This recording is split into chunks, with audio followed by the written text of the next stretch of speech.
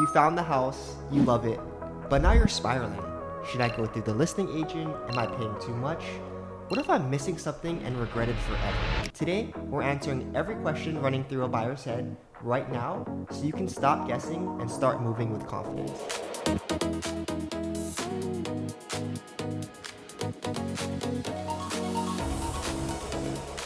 We're real estate wealth advisors here in Hawaii, and our mission is simple: to help families build, protect, and pass on wealth through real estate. We believe in educating the community with the information and options that you need to make a good decision. Hi, I'm Randy Ihara, and this is JJ. Hi.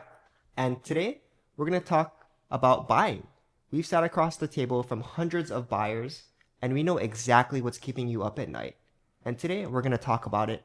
No fluff, no it depends, just honest answers to the questions you're already asking yourself. Today, we're going to break down what you should know before you buy a home and how to make a confident decision every step of the way.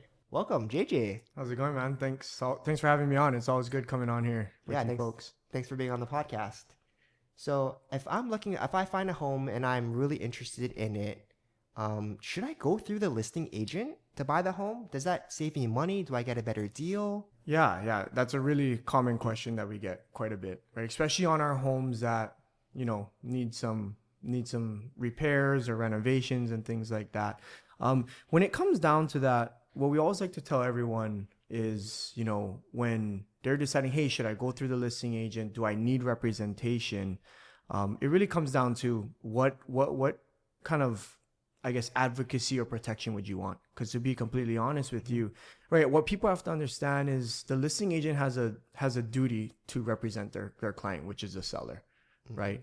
And when it comes down to you buying a home, it's one of the biggest decisions you're ever going to make in your life. And when you're going through this process and making this huge financial decision, you want to make sure that you have the right advocacy and someone protecting you, right? At the end of the day, if you're going through the seller's agent, there's a good chance that their fiduciary duty is to represent their seller, and they're going to do what it takes to essentially represent their seller first, right? But because it essentially is dual agency. Yeah, I feel like a lot of people think that going through the listing agent is going to get them a better deal, maybe because the listing agent's going to tell them what price they need to come in at, right, to maybe save them money. They think, oh, if the seller's agent represents me too, they're going to get the commission for mine, and maybe they'll help me out.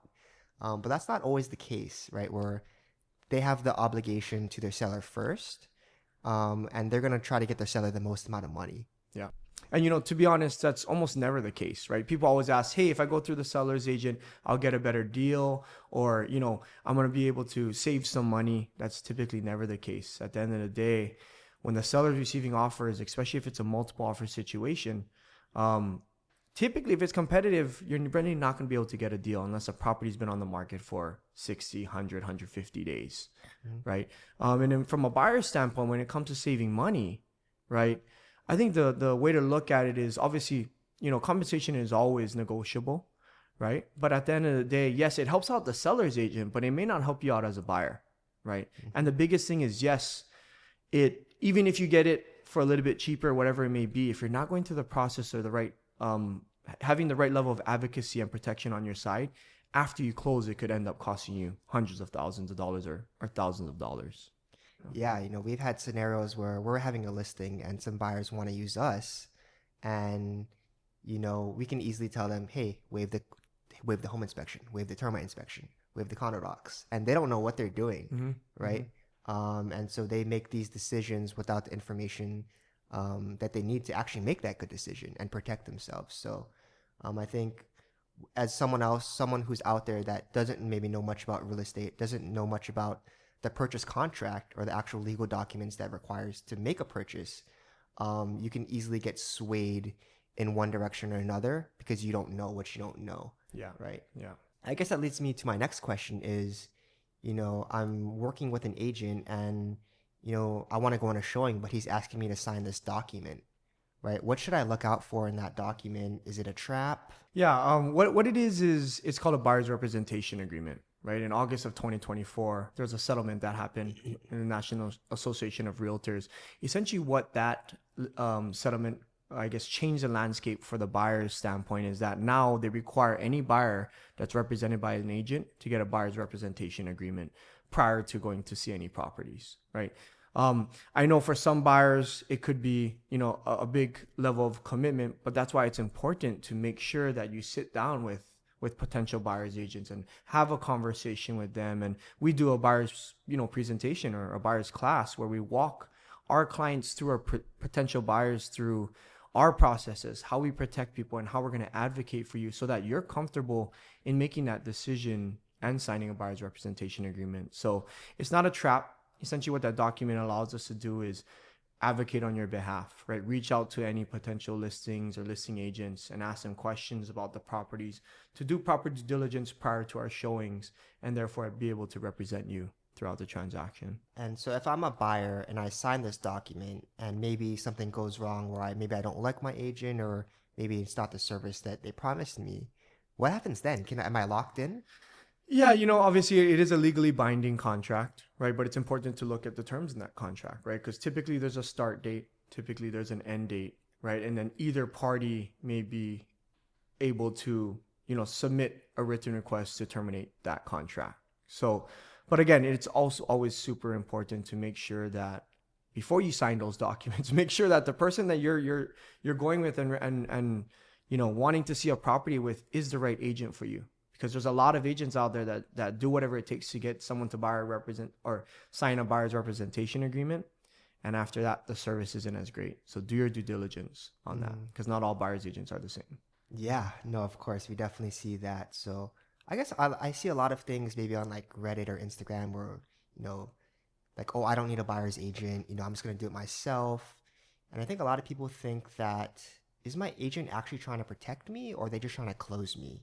Yeah, I can't answer for every agent in the industry, right? But I'm going to be completely honest. There are agents like that, right? There are agents that, hey, in order for me to get paid, or in order for me to put food on the table, I need to get this deal closed, and that can be a dangerous situation for buyers, right? And we're not here to talk about any other agent or anything like that, but for us, the way that we approach it is, what we focus on is your best interest at all time, right? Our buyers' interests, we put our buyers' best interests above our own, right? We're not here struggling to get a deal or struggling to close this amount of deals. We do, we're lucky enough to do pretty well for ourselves, and therefore it allows us the freedom and the flexibility to truly advocate to the highest level. And if the home is not right for our buyers, right? We know the 7 ways that you can cancel. We teach our buyers all of the ways that they can get out of a contract, and let's go find them the right home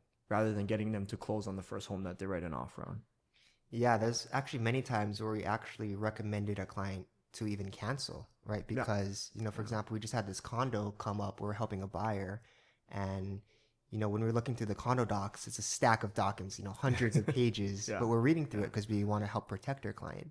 And in those documents, it says the maintenance fee is going to rise $100 every year for the next, 5 years. It's going to go from $600 a month to $1,100 a month, right? Mm-hmm. Mm-hmm. Which at that point, our buyer wouldn't be able to afford that. They would actually have to default and foreclose because they can't afford that extra $500 a month. Yeah. And then on top of that, there was another project coming up in the building. They had to do spalling, they had to do the elevators. It was about $4 million in projects.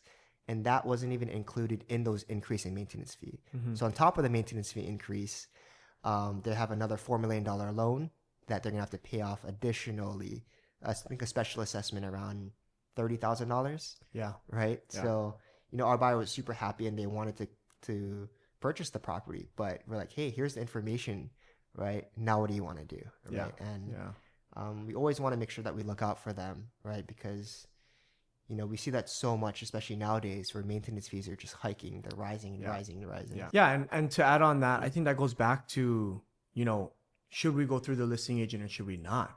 Right. To be completely honest, right, when you get into dual agency, the agent now becomes almost, they have to be equal to each other. They cannot advocate for one party more than they do for the other. So when it comes down to reviewing those documents, or maybe, making sure that they're going the extra mile to figure out, yes, the finances may be okay now, but what does it look like 5 years from now? What does it look like 10 years from now? Because if you are buying a property like that, there's going to be a time where you're going to most likely have to resell it, or you're going to want to sell it to go move on to a bit bigger and better property.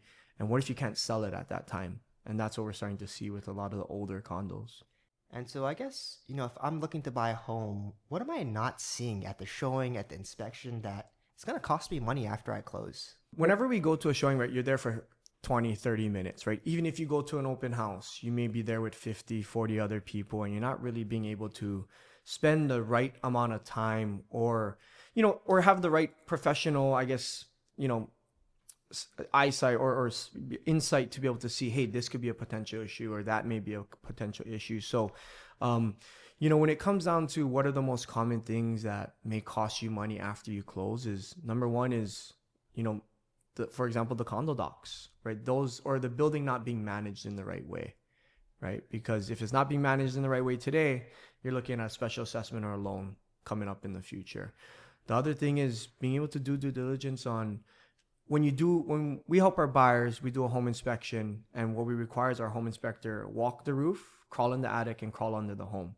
Because those are places we're probably not going into when we're doing a showing, right? So when they do that, what we want to make sure is that the waistline is good, the electrical is good, structurally, is it sound? Because those are the big ticket items that you may have to pay for should the time come of you close, you didn't get the right level of advocacy or protection, and now you're stuck with the problem. Yeah, yeah. I think a lot of buyers, when they're buying a house, because you don't see it, the sewer line is under the ground. Yeah. Most people don't think about that. But especially if a home is over 50 years old, because that's how long they're expected to last, we want to do a sewer scoping, right? Send a camera down there, kind of like a colonoscopy, and see what's the structural integrity of that sewer line. Because if it's cracked, if it's broken, if it's clogged, that could be a huge expense, tens of thousands of dollars to fix or replace that. Is kind of hidden, right? You don't think about it. Yeah. Right. Even another one where we had a buyer where the electricity was going underground and they had 100 amps, so they didn't have enough power to power their electric vehicles, right? And the ACs that they wanted to put in, right? And, they're like, oh, it looks so good. I love this home. But then we brought a contractor in there, right? Yeah. And they're like, hey, it's going to cost 30 grand. We're going to have to dig up the driveway, dig up the concrete, replace to upgrade from 100 to 200 amps. And the buyer's like, oh, wow. I'm glad I didn't buy this home and then have an extra $30,000 that I don't have money for. Yeah. Right. Yeah. So those are like the little things that can become much bigger. And we want our clients to know about that before they close. Yeah. Right? And another thing too is when you're going through that process, like you just explained, there's probably a lot of agents that would say, hey, oh, don't worry, you can upgrade to 200, or you can move this wall, you can do this, and you can do that, which they're right. But there's a lot of underlying factors that can cost you much more money. It's not as simple as just, hey, changing out the panel or changing out the box that's coming in, or the cables that are coming in. It's, you need to move the wires from here to here, and it's just, you might have to cut through concrete. So there's a lot more that goes into it. So how do you know I'm a buyer, I love this property and I want to put in an offer? How do I know how much to offer? Yeah, I mean, that's $1 million question, right? But it's a process to it, right? We can simply say, hey, we believe it'll be this, and just submit blind offers, which we see a lot on the listing side, where there's some times where we receive offers and I've never even spoken to the agent, or I receive an offer, I'm like, no one has ever called. Or so the process to really figure out what is the best price, or hey, what should we offer? It really comes down to the situation. How competitive is it, right? And the process that we take in order to help our clients make the best decision it's through gaining information, right? Helping them make the best educated decision.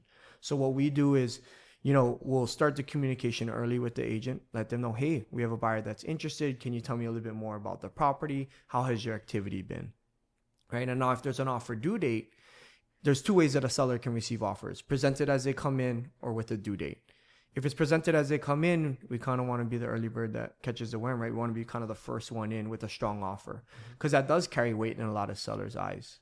Now, if there's an offer due date, what we don't want to do is submit too early and then your offer gets shopped and we end up losing, right? So now when there's a due date, like you said, $1 million question is, how much do we know to offer? What we do is we make sure that we stay in communication with the agent throughout the week. And leading up to the date, what we're going to do is we're going to ask questions to place you in a position of strength, right? How's the activity? How many offers do you have? Are they above the asking price, right? Could you tell us how high they are, right? Therefore, we can come back to any buyer that we're representing and say, hey, here's the information we gathered. What would you like to do, right? Because at the end of the day, it really comes down to how much do you like the property, and is this property something that you feel, if we don't win on this, can you go find it somewhere else for this price? Because that's how you'll truly know what is the best, or what is the amount to offer. Yeah, there's so much nuance and strategy that goes behind the offer price that I think a lot of people don't see. And they just think, oh, I'm going to write a number down, I'm going to send it over. And that's one way to go about it, right? But there's much more strategy that can go behind it to help, win in a competitive situation over multiple buyers, right? Make sure you're not overpaying for a property that's been sitting on the market a while, right? Yeah. And I just remember this buyer that we just helped, right, where they didn't have an offer due date, and the property went on the market on Tuesday. We saw it on Thursday. We were interested, wanted to write an offer, and we called the listing agent, right? And she goes, "Yeah, submit an offer right now, so I don't have to have open house this Sunday." And we're just like, great. Yeah. We love that, Yeah, right? yeah. As the buyer's agent, I'm like, that's awesome. I want to Yeah. help my buyers get it for cheaper than probably I could. Mm-hmm. So we wrote the offer, got into escrow. During the escrow process, we get the appraisal. It appraises for $25,000 higher than we're in escrow at, right?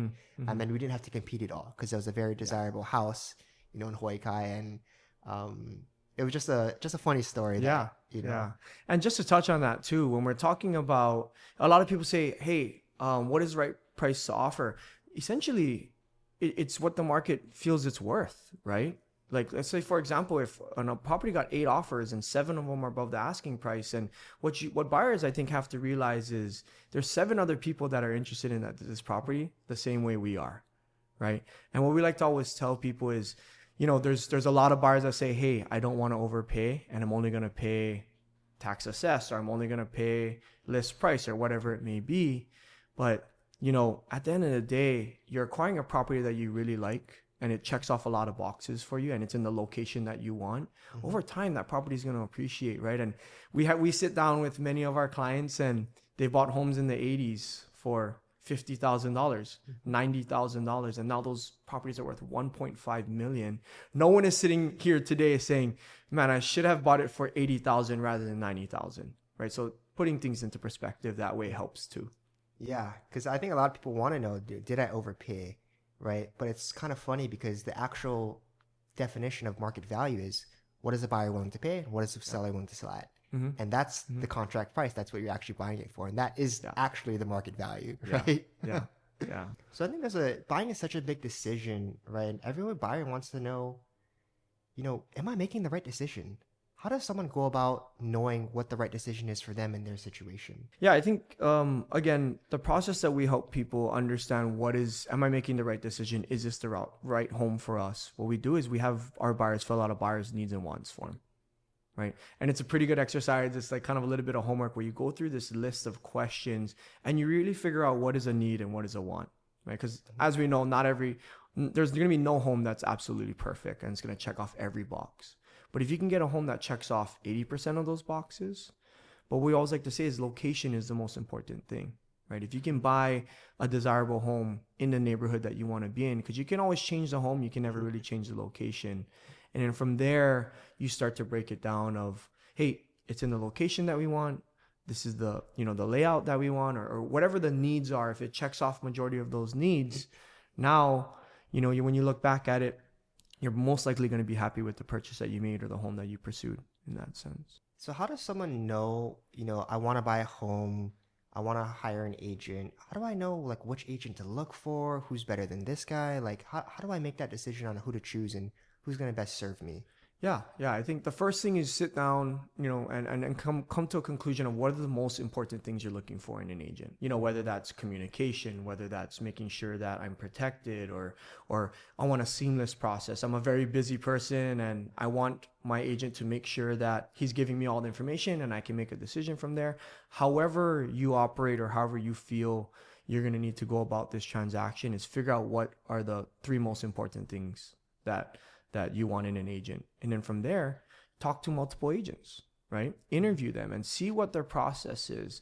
See if they're just talking to you about, hey, you should just buy this home, or I got this great home for you? Or is it, hey, whenever you're interested in a home, what we're going to do is we're going to do the proper due diligence. We're going to figure out, hey, get as much information as we can. We're also going to teach you the 7 ways that you can cancel on a contract, right? I know we mentioned that quite a bit, but we actually teach our buyers how to cancel, right? Because from there on out, they know, hey, these are the ways that we can get out. So they're more confident in putting in offers on homes, right? Yep. Yeah. Yeah, I think, if I was a buyer and I was looking to hire an agent, I would want to know, right?